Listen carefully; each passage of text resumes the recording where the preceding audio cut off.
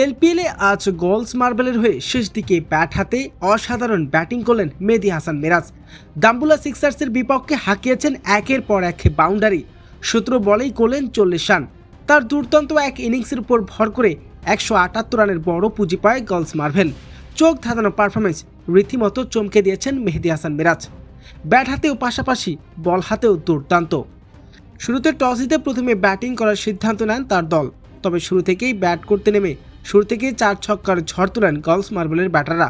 তবে পাওয়ার প্লের মধ্যে 1 উইকেট হারিয়ে করেন 50 রান। এরপর 150 রান করেন 7 উইকেট হারিয়ে। ইনিংসের 17তম ওভারেই ব্যাট হাতেই ক্রিজে আসেন মেহেদী হাসান মিরাজ। ক্রিজে এসে অকৃষি ব্যাটিং শুরু করে দেন মিরাজ।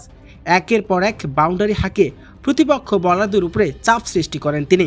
তার ঝোড়ো ইনিংস, তার দুর্দান্ত ব্যাটিং, শেষ কয় ওভারে দ্রুত রান তুলেন গোলস মার্বেল। তবে মেহেদী হাসান মিরাজ 2টি 4 মেরেছে। 13 বল মোকাবেলা করে 17 রান করেছেন মেহেদী হাসান মিরাজ। 17 রানের ইনিংস ভর করে মেহেদী হাসান মিরাজের দুর্দান্ত এক ইনিংসের উপর নির্ধারিত 20 ওভারে 178 রান শক্তিশালী সংগ্রহ করে গোলস মার্বেল। শেষ মুহূর্তে বিধ্বংসী ব্যাটিং দর্শকদের মুগ্ধ করার পাশাপাশি সবাইকে চমকে দিয়েছেন বাংলাদেশের এই অলরাউন্ডার। ব্যাট হাতেও ধারাবাহিক এমন পারফরমেন্স করে এলপিএলে নিজের সামর্থ্যর প্রমাণ দিয়ে চলেছেন মেহেদী হাসান মিরাজ। প্রিয় দর্শক, মেহেদী হাসান মিরাজের এমন ছোট্ট ইনিংস আপনার কেমন লেগেছে অবশ্যই জানাবেন আপনার মতামত।